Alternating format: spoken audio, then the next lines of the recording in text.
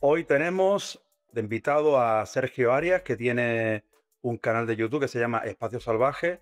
Él es filósofo y a la vez historiador ambiental y nos va a ayudar a comprender qué pasó este verano, ¿no? Con los incendios, qué motivó que se produjesen tantos, qué motivó que también durase tantos días. Y bueno, todo esto tiene unas aristas enormes, ¿no? De temas políticos, también de temas de, bueno, de cómo las comunidades autónomas administran o llevan a cabo su política forestal.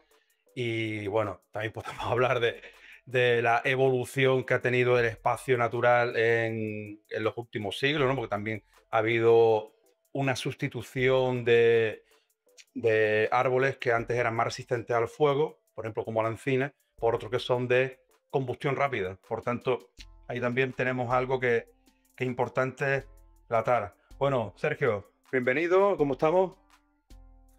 Muy bien, muchas gracias por la invitación.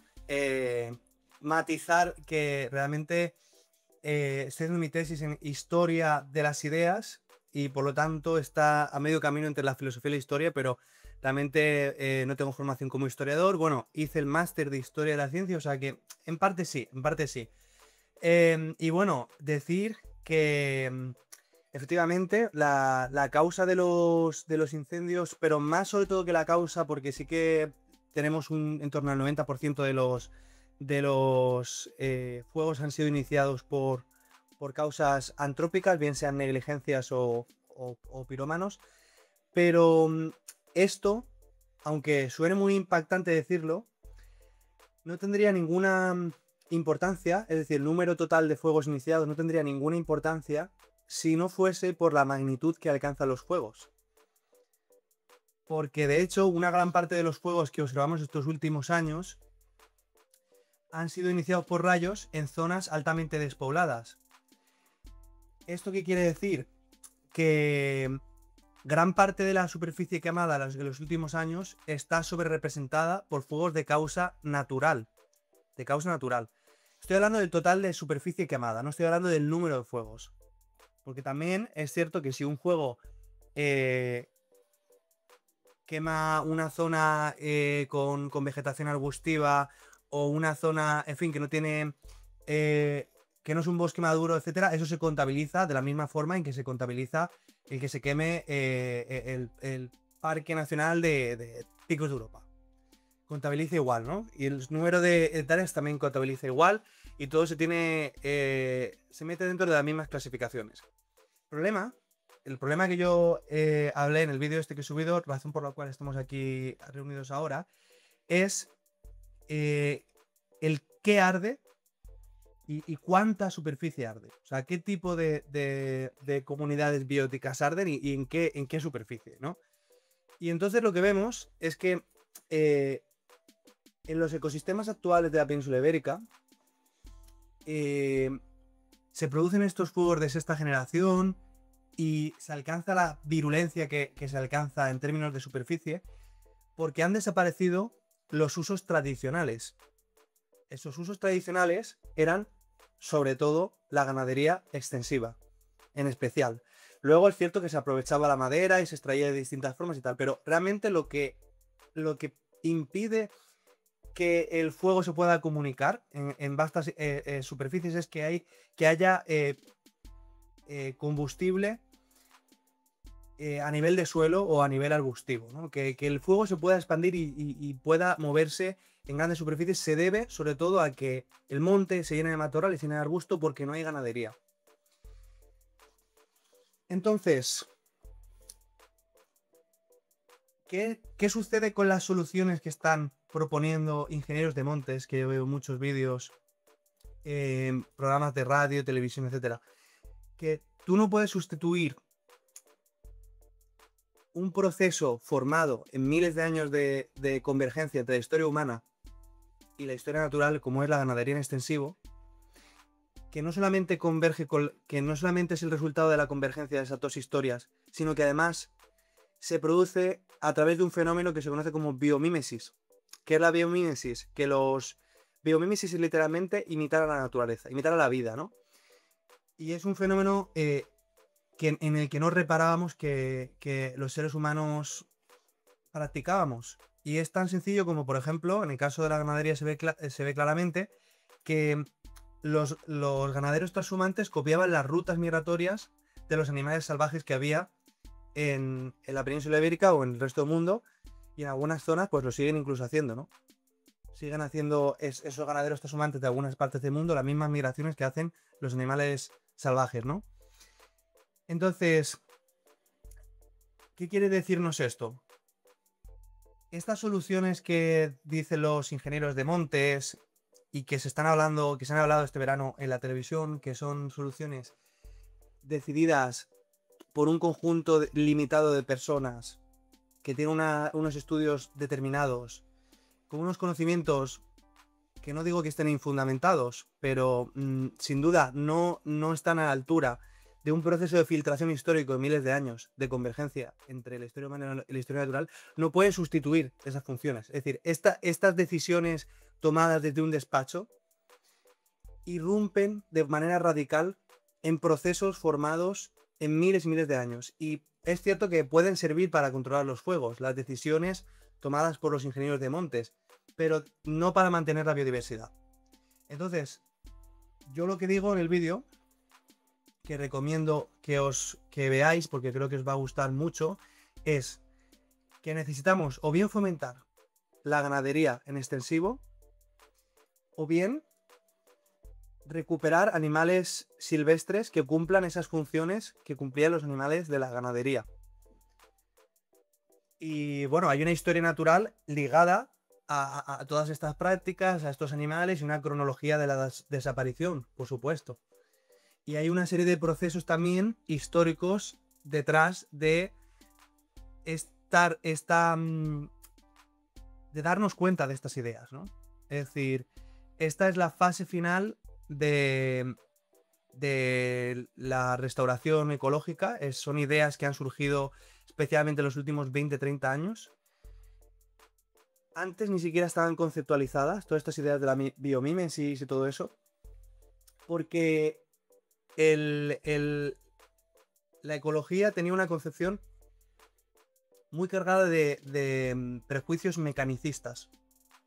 Los prejuicios mecanicistas son aquellos heredados de la física. La física fue, diríamos, el molde que tomaron todas las ciencias modernas para legitimarse como tal. Es decir, cualquier ciencia que aspiraba a constituirse como tal intentaba copiar las maneras de proceder, la metodología y la manera de razonar que la física clásica había inventado, ¿no?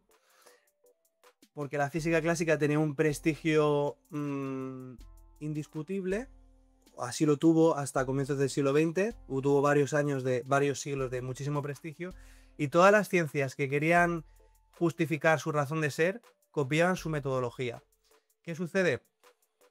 Que estamos empezando a ver que las leyes que rigen los sistemas vivos no son iguales que las leyes que rigen los sistemas a la materia inorgánica, ¿no?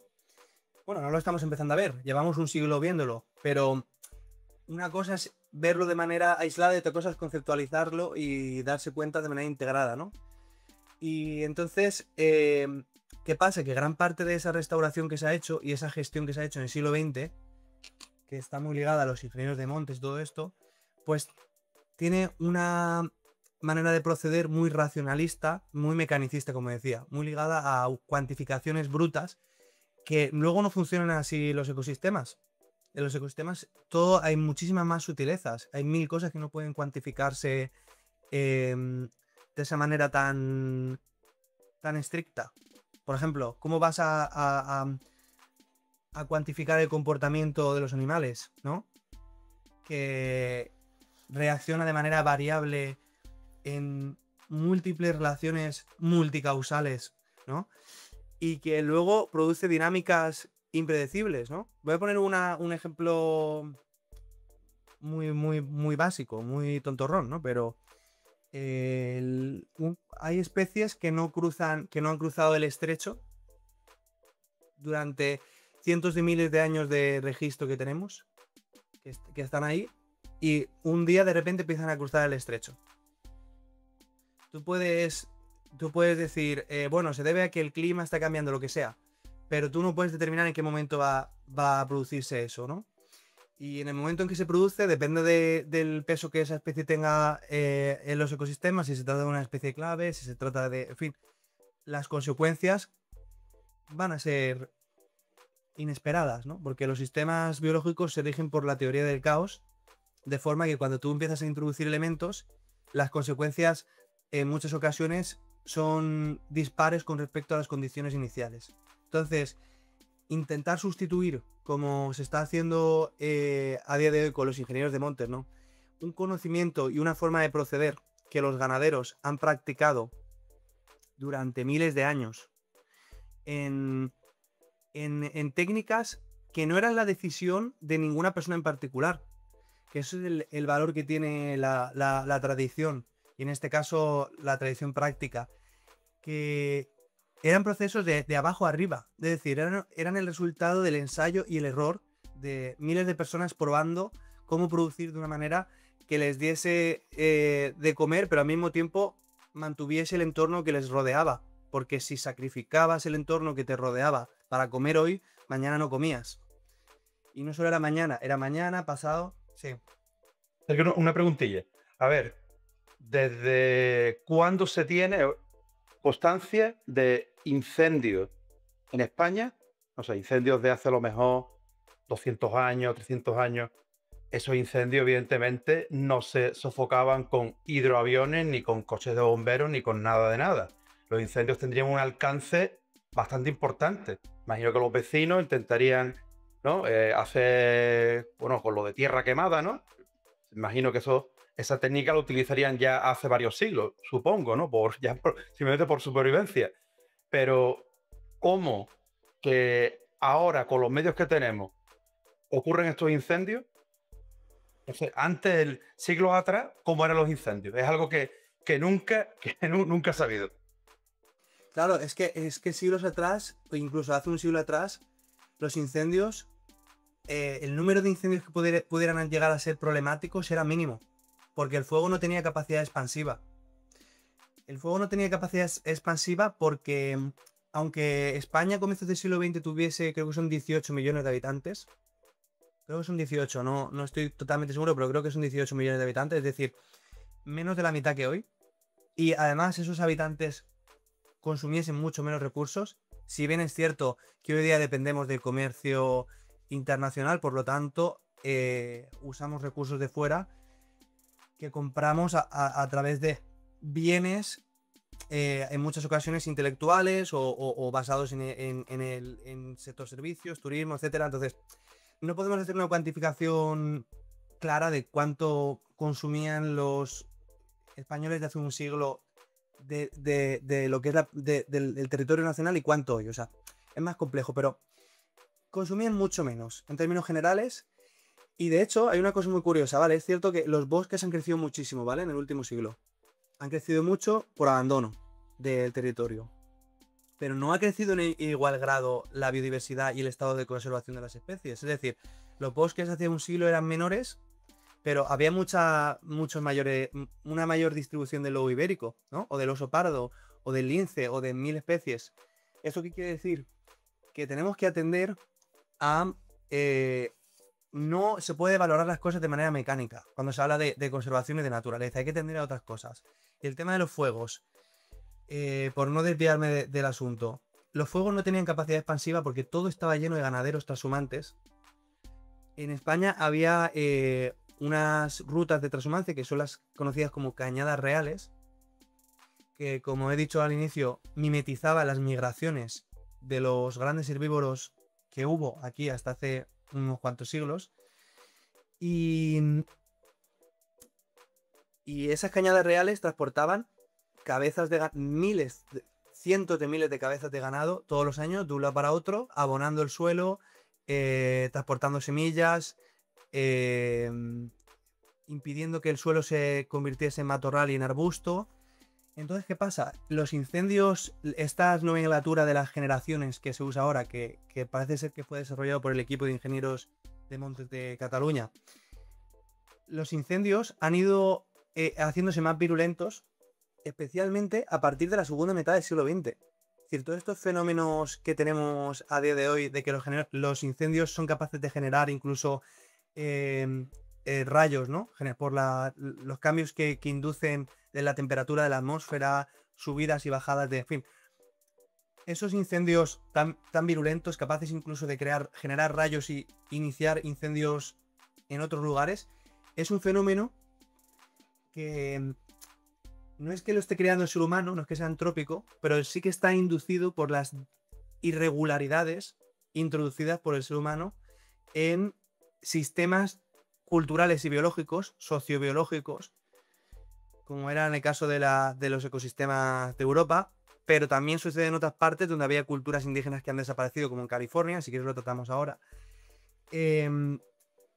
Esos cambios introducidos en esos sistemas culturales y orgánicos en los últimos 50 o 60 años son los que generan estas dinámicas de fuego actuales, ¿vale? No sé si me estoy explicando bien, si estoy juntando muchas cosas, pero...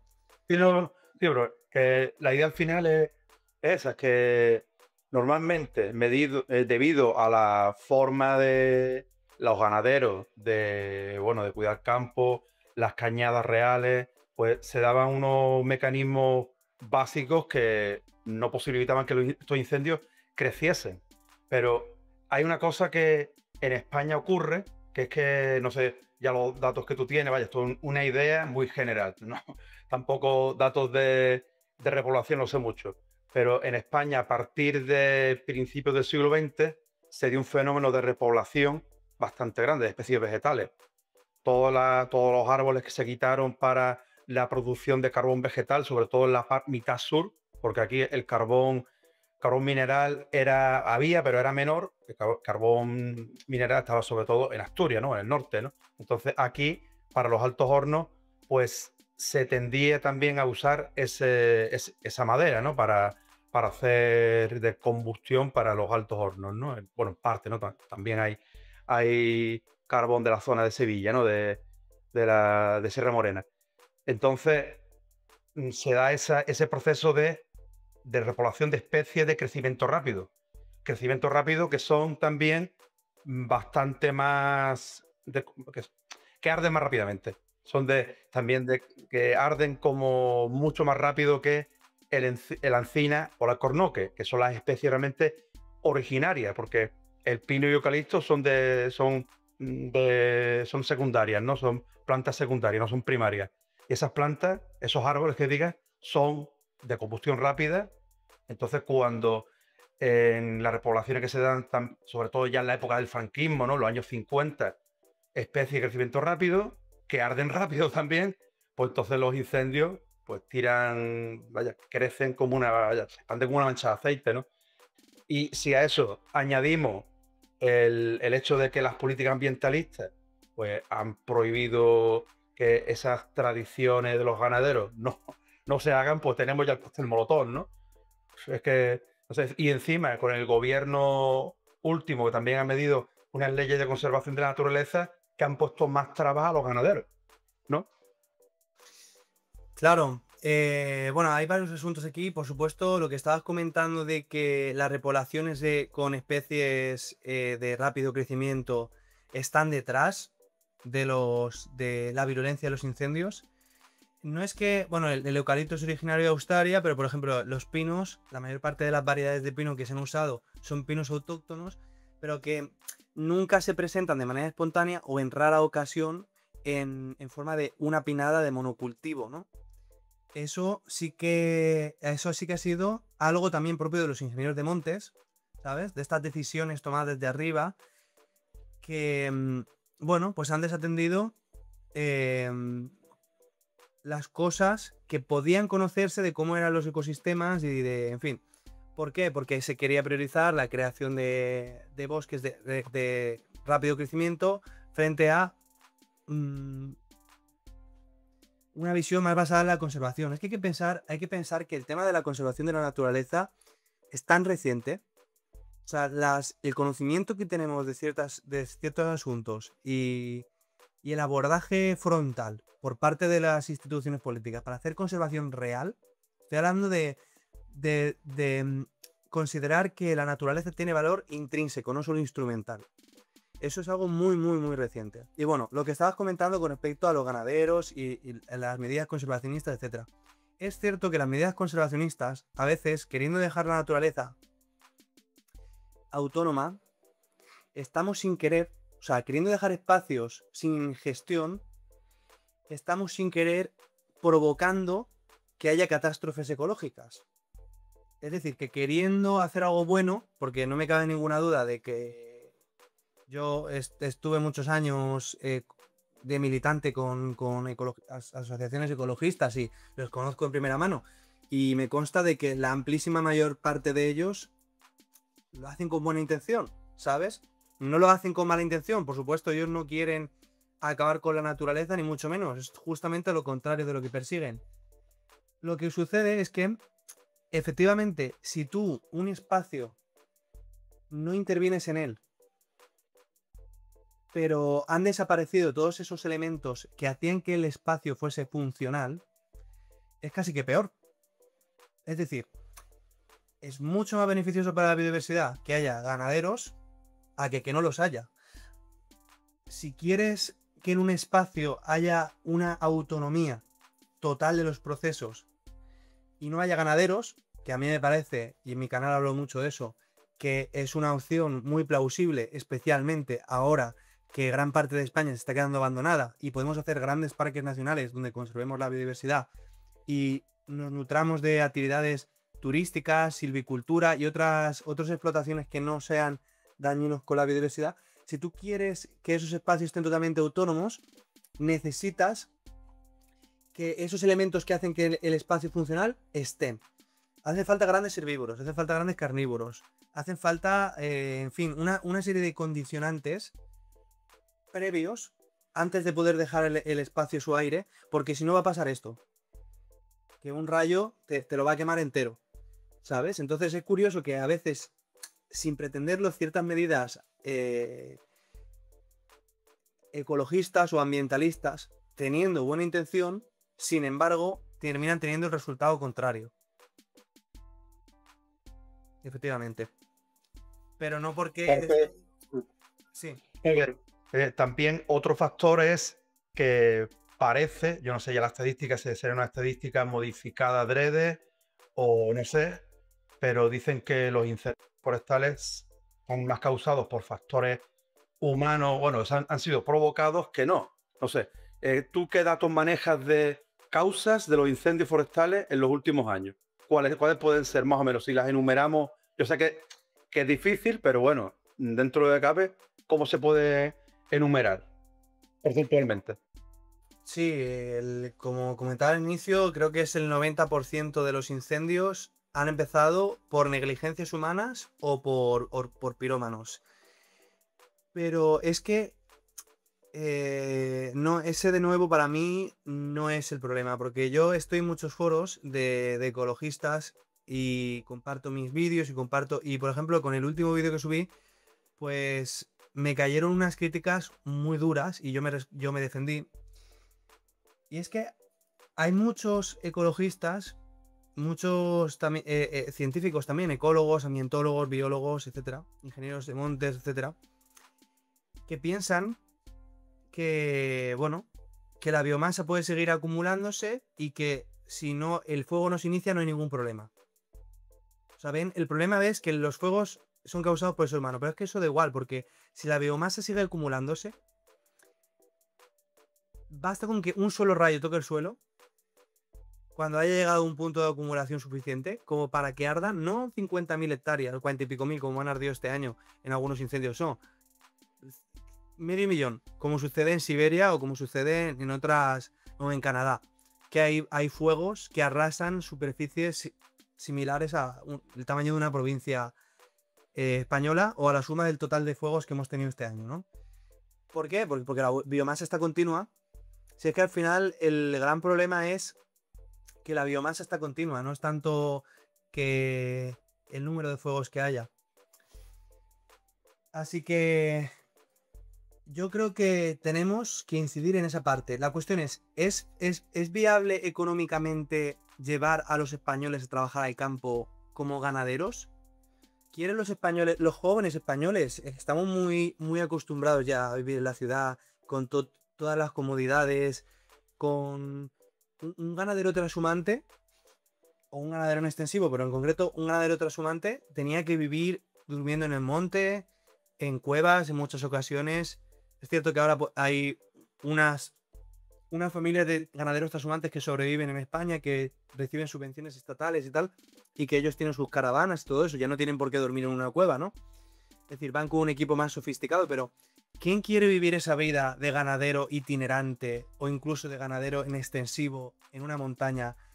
Me consta de que hay muchos jóvenes que sí, pero no lo suficiente como para gestionar grandes superficies, como es el caso de la península ibérica o de España, que son 500.000 de kilómetros cuadrados, porque harían falta cientos de miles de personas dispuestas a eso, a esa vida de sacrificios. Entonces, a mí me parece que tenemos que explorar otras alternativas. Me parece, y yo creo que es una hipótesis factible económicamente y rentable, que España, que creo que en torno al 85% de la superficie no urbana son cotos de caza, o sea, una bestialidad, casi todos son cotos de caza, que los cotos de caza se introduzcan grandes herbívoros. Yo eso es la propuesta que yo hice en el vídeo este, que es que en todos los cotos de caza de España se puedan cazar grandes herbívoros que sean compatibles con nuestra historia natural. Por ejemplo, el ejemplo que puse, el toro bravo. El toro bravo es un patrimonio nacional. Es una maravilla que tengamos esta especie. O sea, es un uro, básicamente. Es único. Es un linaje del uro que no fue domesticado como el resto de vacas o la mayoría de vacas para producir carne para nosotros ni para producir leche. Su cuerpo ha mantenido unas condiciones de atleticismo y de adaptabilidad, ¿no? De fitness, como dicen los ingleses, que solo un animal salvaje tienen. Es decir, yo no considero que el toro bravo, de hecho la palabra bravo en español es sinónimo de salvaje. Yo no considero que el toro bravo sea un animal doméstico. Es un animal seleccionado artificialmente por el ser humano durante mucho tiempo, eso es cierto. Pero eso no significa que sea doméstico, ¿vale? Para mí doméstico significa otra cosa. O sea, para mí doméstico es un animal que ha perdido la autonomía del cuidado humano. Y el toro bravo no la ha perdido en ese sentido. En las condiciones actuales, económicas actuales, es cierto que si no se cría para la tauromaquia o para otros fines, desaparecería.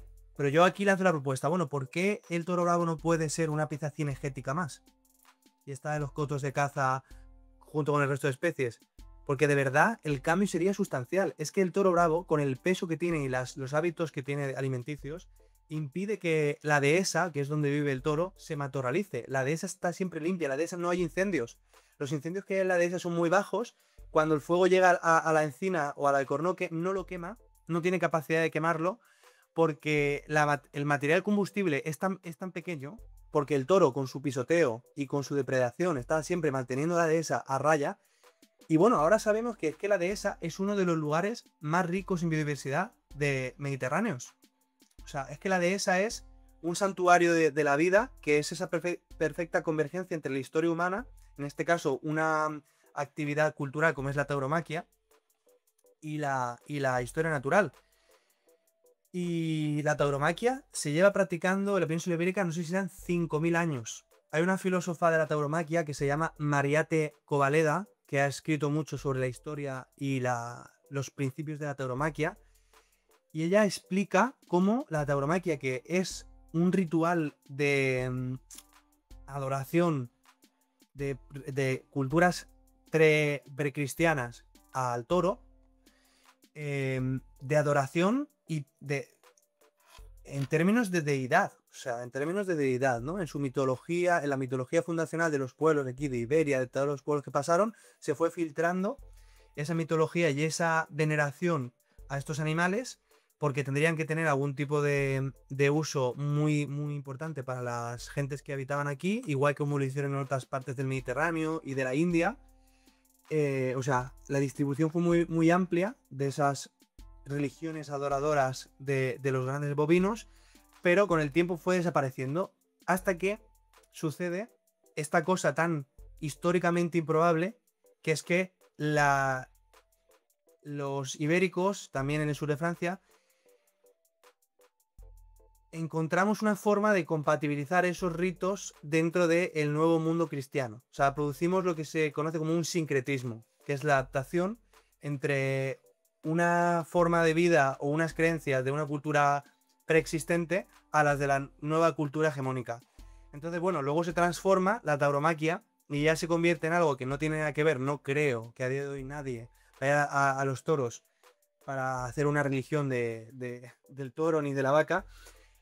Pero al final se ha mantenido. Sí que hay, por cierto, una suerte de admiración en el duelo, como tuvo que haberla antes de en el mundo pagano. Pero al final se ha mantenido un animal que, si bien es cierto que los encastes actuales empiezan a estandarizarse ya a partir del siglo XVII-XVIII, pero es que eso da igual, porque es que la práctica, ese animal, ese linaje, viene de miles de años de evolución. Y nosotros no podemos sustituir esa evolución de miles de años por un equipo de ingenieros de montes, cuando la disciplina de ingeniería de montes, por cierto, es restricta a España. En otros países ni siquiera se llama así o no tiene. Y segundo, que es que lleva muy poco tiempo la Tierra. Hay que saber confiar muy bien en la tradición. La tradición contiene información valiosa que no es autoevidente, pero que está descansando para que nosotros la comprendamos. Por eso, yo, por ejemplo, que soy un ecologista, y dentro del ecologismo, pues se ve muy mal esto de la tradición y se ve muy mal eso de respetar las instituciones históricas y tal. Y con instituciones no me refiero solo a instituciones políticas, me refiero a instituciones de toda clase. Pero creo que eso es una imprudencia. Creo que tenemos que comprender por qué nuestros abuelos mantenían el mundo y nosotros no lo conseguimos. Pues se debe a todo eso. Entonces, ¿por qué era esta pregunta? Porque yo he hecho la propuesta, quería decir, de que los toros bravos, así como otras especies, los caballos asilvestrados, los asnos también, podrían ser fauna cinegética en los cotos de caza. Y no sé en el caso de los asnos y de los caballos, pero me consta que el toro bravo sí que podría ser muy atractivo para muchas personas, porque verdaderamente es un animal impresionante y que está a la altura de cualquier gran animal salvaje. Es que lo es. Pero podría desequilibrar ese, bueno, el equilibrio que pueda haber ahora mismo en el campo, porque un toro, la cantidad de hierba que come es enorme, ¿no? Entonces, otras especies otras especies herbívoras quedarían sin ese sustento, ¿no? Sería un poco, claro, pones algo, pero quitas por otro lado. ¿Qué será mejor? No. Pero es verdad que los toros en las dehesas ibéricas conviven con otros grandes herbívoros y no pasa nada. Conviven con el ciervo, con el corzo, con el jabalí, es decir, no se entraría en ningún conflicto. Las densidades de esos animales sí se verían alteradas, ¿vale? Pero como sucede con la presencia de cualquier especie. Y es que yo lo que estoy diciendo es que no hay que introducir nada. No hay que introducir nada, porque realmente, si lo piensas, estos animales estuvieron durante mucho tiempo. ¿Sabes? Que no hay que introducirlo. Incluso, bueno, en Galicia hay una raza de caballos, que es el caballo garrano, que vive salvaje, y bastaría solo con dejar que se expandan fuera de los confines en los que ahora están forzados, ¿no? Y naturalmente, estas especies, también en Doñana está el caballo de las retuertas, que por cierto, todas estas razas, es que son razas con historia. Es que la rapa das bestas que se practica en Galicia con estos caballos salvajes, de nuevo, estos caballos, la gente los trata como si fueran domésticos, porque efectivamente han sufrido selección humana, igual que el toro bravo, pero nunca han sido caballos que se hayan seleccionado para vivir en domesticidad. Siempre han estado en el monte. Y también han sido legados mediante sincretismos paganos. los gallegos de, vamos, no recuerdo las regiones, pero tienen una distribución amplia, capturan anualmente a los caballos para hacer crin y sobre todo, bueno, pues se ve que antropológicamente tenía una función de los hombres jóvenes, probar también su valía de la misma forma que se hace con la tauromaquia. Es decir, la tauromaquia, las rápadas bestas, creo que en Doñana también se hace con los retuerta un ritual similar de capturar a los caballos. No tenían funciones solamente. Hay que entender que la tradición integra lo que nos da el entorno con los valores. Y la tauromaquia o la rapa de bestas, todo ese tipo de rituales, eran formas de iniciación de los jóvenes también en la hombría, por así decirlo, de probar el valor, el denuedo, ¿sabes? Del torero o del joven, no sé cómo se llama, el que captura a los caballos de Galicia. Pero esas funciones antropológicas, evidentemente, a día de hoy ya no tienen sentido, o no tienen el mismo sentido que tenían antes, no son necesarias para nuestras comunidades. Pero esas tradiciones, sin embargo, han mantenido una explotación y una forma de manejo del entorno que es muy, muy sostenible. Tan sostenible que lleva practicándose miles de años y por lo tanto no habría que introducir nada. Habría simplemente que tener una visión más amplia del uso que le damos a estos elementos de nuestra historia, tanto natural como cultural, porque es patrimonio, independientemente de que estés a favor o en contra, ¿no? De la tauromaquia o de la rapa das bestas. Lo cierto es que forma parte de nuestra historia. Yo, por ejemplo, vivo en Portugal, ahora mismo estoy hablando desde Lisboa, y aquí en Portugal, pues no se hace muerte. Se hace tauromaquia sin muerte. Por ejemplo, ¿no? Entonces las tradiciones se adaptan, ¿no? También. Sergio, ¿por qué los cortafuegos ya apenas existen? ¿En qué año se puso eso? Yo recuerdo de joven, de pequeño, que los bosques tenían cortafuegos y yo creo que ya la mayoría de ellos, no sé, quedarán algunos, pero la mayoría se han cortado. ¿Qué causa o qué motivación ecológica dice que el cortafuego es malo para el ecosistema? ¿Y tú estás a favor, estás en contra? ¿Qué piensas de los cortafuegos?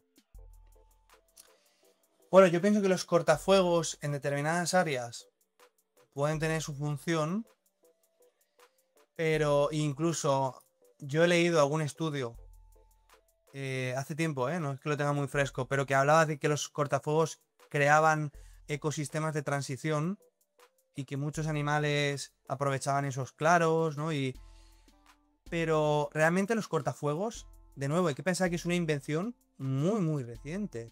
Es decir, que los antiguos no afrontaban estos juegos y no tenían esos métodos. Entonces, claro, si tú has creado, como ha sucedido, que me has dicho antes, en España, amplísimas superficies de monocultivo de pino y tienes que controlar eso a toda costa porque eso quema a una velocidad vertiginosa, pues te toca hacer estrategias de este tipo, como los cortafuegos. Pero a mí no me parece que sea la estrategia óptima. No me parece que sea la estrategia óptima.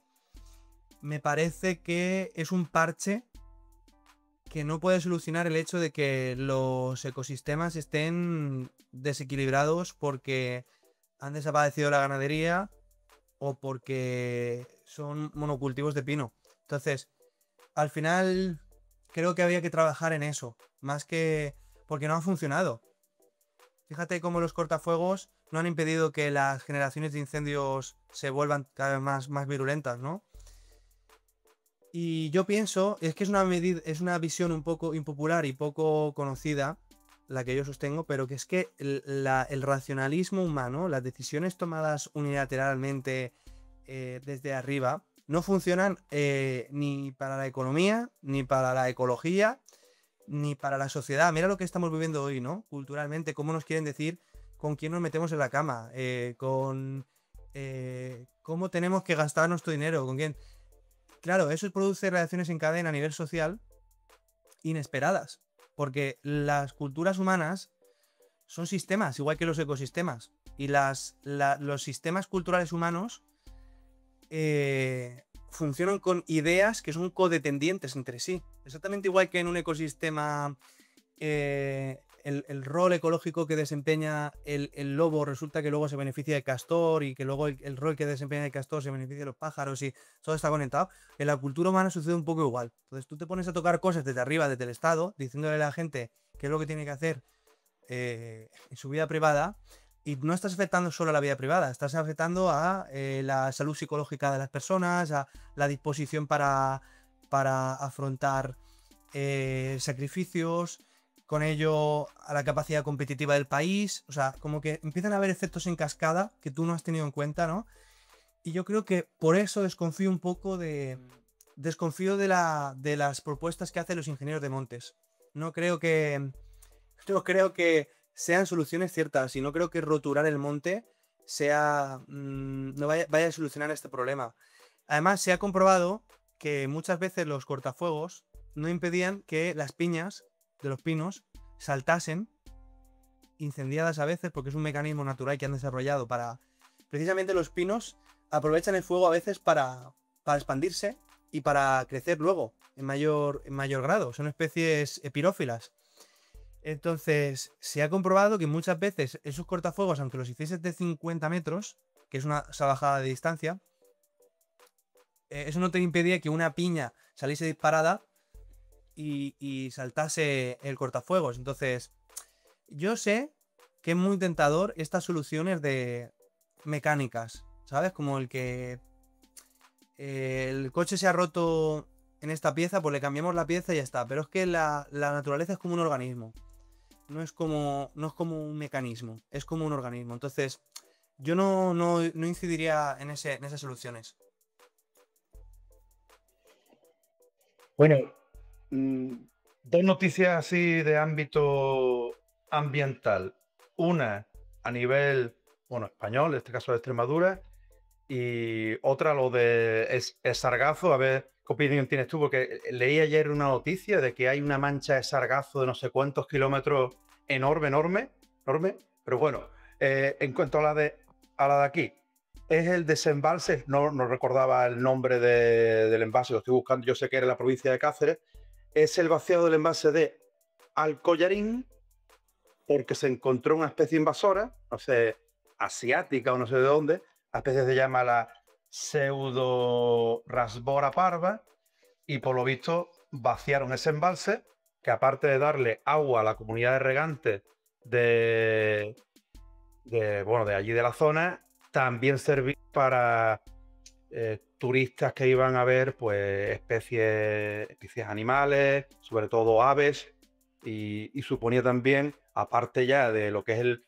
valor ecológico en sí, también una pequeña fuente de ingresos, porque siempre había turistas de cualquier parte del mundo. Hablaba de como la última vez, como 20, 30 japoneses que estuvieron allí pues divisando aves, ¿no? Yo es que disculpa, del reino animal, la verdad que yo no sé ya exactamente qué aves, qué especies estaban viendo allí, ¿no? Y claro, yo veo que todo esto es consecuencia de la ley de restauración de la naturaleza, que yo la veo como un poco en tono sorna, como cuando en Los Simpsons, no sé si suena, no sabes, la serie Simpsons, cuando los más listos de la ciudad fueron los que llevaron el gobierno y empezaron a hacer medidas absurdas. Y en este caso, yo no digo que todas las medidas que haga el gobierno sean absurdas, hombre, a lo mejor una sí, a otra a lo mejor no tanto, pero en este caso, con esta ley de restauración de la naturaleza, es que se vacia un pantano entero, porque la empresa que llevaba la gestión de esto, no sé cuándo, hizo como 2 auditorías, y al final vaciaron el embalse para pillar al pez. El pez al final por ahí se salía, y el pez ha colonizado otras aguas del Guadiana y ya ha llegado hasta no sé dónde, ha llegado a Portugal.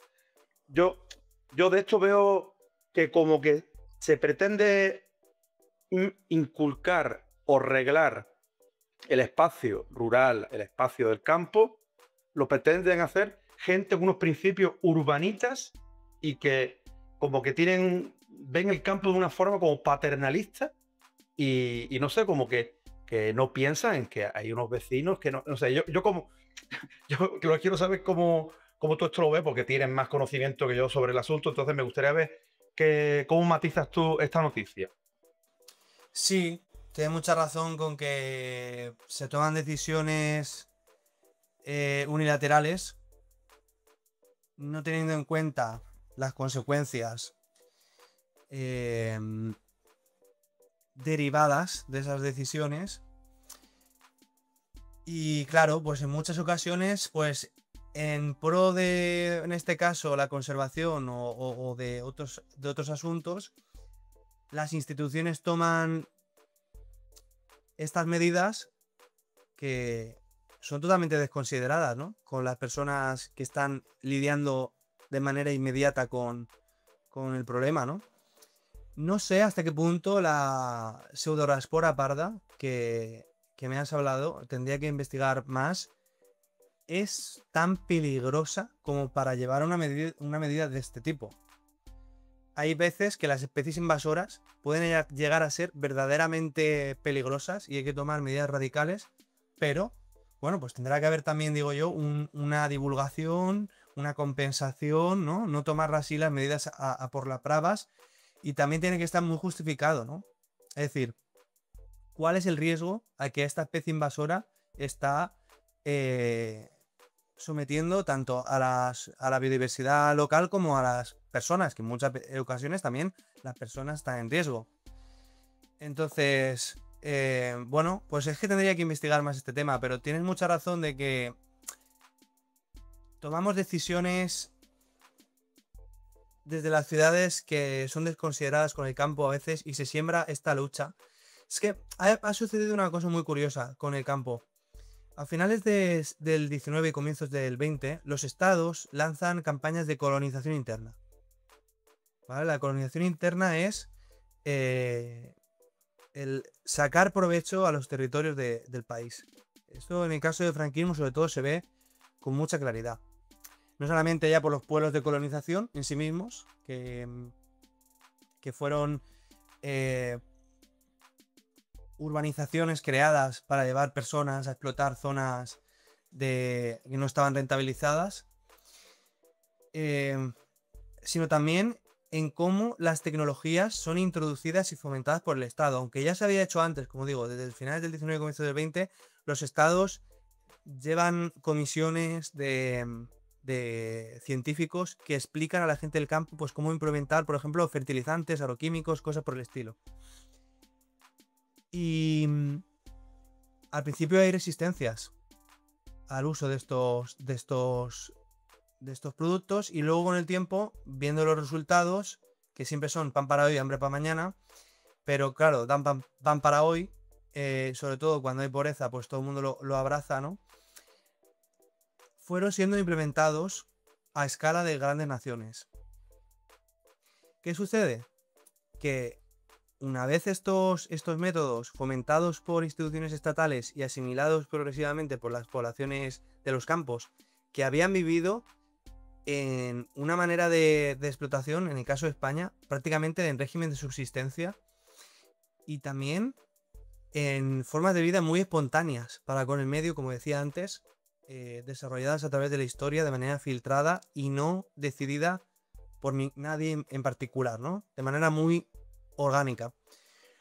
Estos pueblos, estas poblaciones humanas que empiezan a ser experimentadas, ¿no? O sea, empiezan a ser objeto de experimentos estatales con todos estos químicos, métodos, introducción de maquinaria de toda clase, etcétera.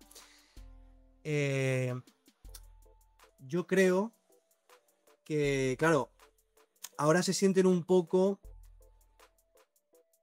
los enemigos de una película que ellos en gran parte no han elegido, porque esto ha sido el resultado de los procesos históricos que hemos vivido. También la necesidad de competir en los mercados internacionales nos fuerza a emplear ciertos mecanismos que no son muy saludables con la naturaleza. Y Y entonces, claro, que ahora de repente vengamos la gente de la ciudad, que hemos sido los mismos, que les hemos forzado a cambiar de vida y a implementar todas estas cosas, ¿no? Otra vez a decirles que no pueden O sea, ahora mismo sucede una cosa muy curiosa. Los urbanitas van a los rurales a decirles que no son lo suficientemente tradicionales. Que vuelvan a vivir como vivían sus abuelos, ¿vale? Y nadie quiere vivir como vivían los abuelos.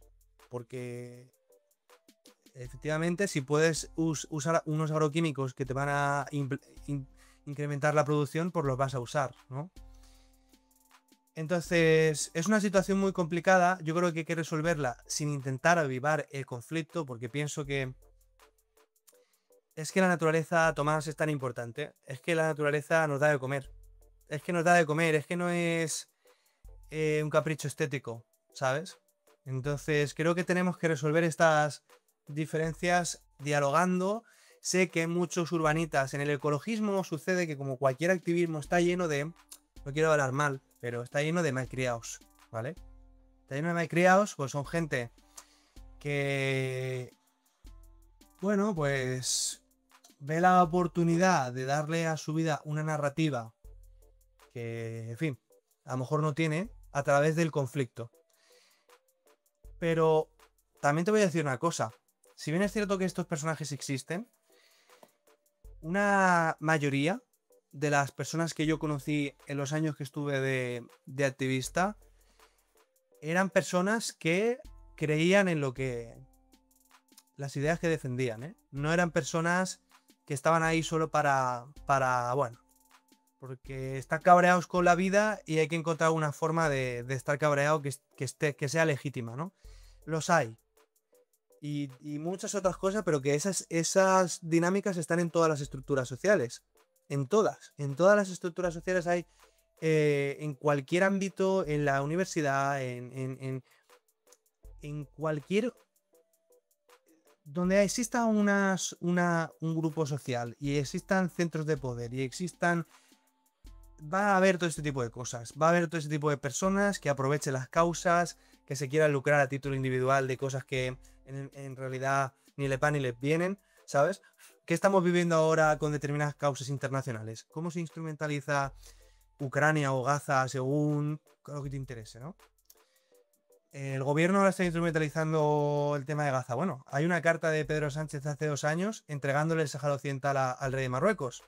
¿Cómo te puedes poner la medallita de luchar por el Sáhara, por el Palestina y has vendido el Sáhara, ¿no? Que encima es territorio a descolonizar por España, ¿no? Por la ONU. Entonces, que sí, Claro. que esa...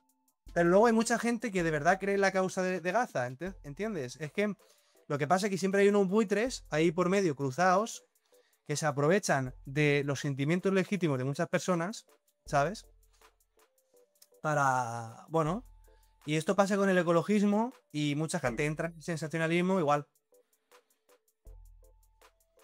Pero al final, cuando hay algo que tiene menos solución, por ejemplo, y un tema, claro, un tema un poco tabú, pero porque se dice en el vídeo, ya YouTube, eso ya el vídeo ya te pone el aviso, ¿no? Pero cuando el mantra ante un problema generado por una lluvia torrencial, una dana, depresión helada en niveles altos, ¿no?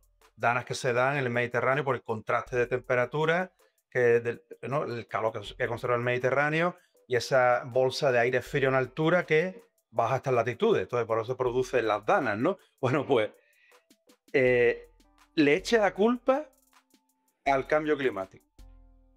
Yo no voy a meterme ahora, cambio climático sí, cambio climático no. Simplemente, a ver si se sabe que en los meses de septiembre, octubre, ese tipo de lluvias caen en el Mediterráneo siempre y en diferentes puntos. Por ejemplo, en mi pueblo creo que en varias ocasiones ha hecho un daño enorme, pero enorme. La zona también de desembocadura de Málaga, un daño enorme porque caen 250 litros, 100 litros en muy pocas horas y llueve bastante. ¿Qué pasa? Los cauces no están limpios, los ríos no están bien, en la zona de desembocadura, bien estructurados para que puedan abarcar esa cantidad de metros cúbicos de agua. ¿Y la culpa de quién es? Del cambio climático. y así no se soluciona nada. Y así se culpabiliza a la persona porque coge el coche, porque entonces es una cuestión infantilista. En este caso, con lo de el ejemplo que tú has puesto, el paradigma que has puesto con Gaza, lo mismo. A nosotros lo que nos importa más realmente, por cercanía y por conexión, sería el polo saharaui, sin decir que lo que está pasando en Gaza, evidentemente, hay ya aparte ya de lo que pueda pensar uno políticamente, pero hay una masacre realmente lo que está ocurriendo allí, ¿no? Ya él se quiere dar más masacre o menos. Yo, por ejemplo, cuando escuché al youtuber Fonseca decir que es que, bueno, yo hubiese hecho una cosa para que simplemente hubiesen muerto 20.000. Y yo digo, pero este tío es gilipollas. El- Fonseca pero bueno, eso ya son cuestiones que, ya quedan fuera de lo que es nuestro directo. Pero la cuestión es esa, cuando es algo que es más lejano, intentamos, ¿no? Como mm, implicarnos más, pero cuando es algo más cercano, como que miramos hacia otro lado, ¿no? Pues con el tema de los espacios vegetales, pues está ocurriendo, ¿no? Porque no veo soluciones. Y como han dicho, creo que lo dijiste tú, no sé si lo dijiste tú, Sergio, o lo dijo, bueno, otra persona, que ahora ha ocurrido esto, o, bueno, o también lo dijo, no sé si tú sigues a JL Calero, ¿sabe quién es? Es que tiene un canal que no recuerdo el nombre del... Tiene como dos Cascarón canales, claro. de Nuez se llama. ¿Cómo? El ¿Cómo? cascarón de Nuez se llama. Eso, ahí está, el cascarón de Noé. Pues no sé si lo comentaste tú o lo comentó él. Digo, seguro que dentro de varios meses ya nos acordamos no nos acordamos más del bosque, no nos acordamos más de los espacios forestales, qué hay que hacer, qué medidas tomar. Se echa la culpa el gobierno. La medida que ha creado es que era una comisión sobre el cambio climático. Entonces, a ver, yo qué sé, ¿no? Vamos primero a lo efectivo, ¿no? No sé, lo que tú piensas de esto. Mira, no estoy de acuerdo con el abordaje del cascarón de Nuez porque vuelve a ser como muy de ingeniero de montes, ¿vale? O sea, de racionalista, tal. Pero sí estoy de acuerdo con que, como bien dices, el cambio climático es un cajón desastre que se instrumentaliza para cualquier cosa y que está asociado con una serie de cargas que en muchas ocasiones nada tienen que ver. Y es que además, el cambio climático es un error conceptual. Es un error conceptual, ¿vale? Lo que hay que hablar es de crisis ecológica, cambio ecológico, porque el clima, imagínate que experimentásemos las predicciones que dicen el IPCC, el Panel Internacional de Cambio Climático, de subida de temperatura de hasta 3 grados, que sería una barbaridad, porque estamos hablando de 3 grados de media, ¿vale? Sería una barbaridad. Imaginemos que nos ponemos en un escenario muy pesimista, pero es que si la Tierra estuviese llena de espacios salvajes, de recursos naturales, de hubiese espacio para todo el mundo, la humanidad sabría sobreponerse a eso sin gran trauma. El problema es que no es ese el mundo en el que estamos. El mundo en el que estamos es un mundo en el que todo está muy transformado ya, las especies están al límite ya de la extinción, la mayor parte de las especies claves no están cumpliendo sus funciones, ya están extintas funcionalmente. Es decir, el nivel de contaminación química, de todos los procesos que se han iniciado de desecación de masas de agua, hemos trastocado todo y es muy sencillo de conceptualizarlo realmente. Si tú en un territorio rural tienes un lago, ¿vale? Una masa de agua grande y la desecas, eso te cambia totalmente las condiciones de humedad locales. La temperatura, te cambia todo. Pues imagínate eso a escala global, que hemos desaparecido en el último siglo el 80% de los humedales de la Tierra. Hemos desecado mares enteros, como el mar de Aral, o sea, masas de agua descomunales. Hemos conectado océanos que llevaban millones de años desconectados, ¿no? El Mar Rojo conecta el Índico con el Mediterráneo. Es que la de cantidad de introducciones que hemos hecho de especies exóticas eh, el cambio de usos tradicionales que habían tardado miles de años en adaptarse los ecosistemas. Es que esto del cambio climático, la gente lo entiende como la subida de la temperatura a 1 grado. Y es que está mal conceptualizado. Está mal conceptualizado. El problema es que, como hemos dicho al inicio, la Tierra se comporta más como un organismo que como un mecanismo. Y en un organismo, en un cuerpo humano, si tú quitas el páncreas o quitas el riñón, pues estás afectando al resto del sistema, ¿vale? Y lo mismo que te he dicho antes que sucede con los sistemas culturales. Que tú tocas una idea fundamental o una institución fundamental, te cargas, por ejemplo, como ha sucedido hoy, la pareja monógama, ¿vale? Te cargas el matrimonio como institución, pero es que eso tiene efectos en cadena en todo, hasta en cuánto produce la sociedad, la capacidad competitiva, la capacidad reproductiva del cuerpo social, todo. O sea, es como te cargas todo, ¿no? Entonces, el cambio climático se usa como cajón desastre de manera abstracta, la gente no entiende ni de qué se está hablando porque es que de base está mal planteado, ¿sabes? Y te intentan colar cosas que no tienen nada que ver. Por ejemplo, me acuerdo que el gobierno quería reducir la velocidad en ciudades de 50 a 30 kilómetros por hora. Y eso a mí me parece que es afán recaudatorio. La excusa, el cambio climático porque se contamina más. Perdona, pues pones el coche en tercera o en cuarta. Y contamina lo mismo un coche en cuarta a 50 que en segunda a 30, ¿me explico? Entonces, es que es absurdo. Te lo meten con calzador, que es el cambio climático. Entonces, te quitan toda legitimidad para argumentar, porque si no resulta que eres un negacionista o eres un tal. Y es una estrategia muy mala. Y los ecologistas que no han estudiado lo suficiente la cuestión, que son muchos, deberían de informarse más y no ser tan dogmáticos con el tema del cambio climático, comprender lo que está pasando porque, Tomás, efectivamente hay una crisis ecológica mundial. Esto no es una invención. La biodiversidad está por los suelos. Hemos irrumpido en dinámicas naturales que generan desequilibrios que nos van a afectar tarde o temprano. Nos van a afectar. Porque la naturaleza está en un orden espontáneo. Igual que los economistas liberales hablan del orden espontáneo en el mercado. Que dicen, no, el Estado no se puede poner a tocar cosas porque el cálculo de precios tiene que ser espontáneo, porque tal. Bueno, igual que los economistas hablan de todas estas cosas, pues la naturaleza funciona de manera muy similar.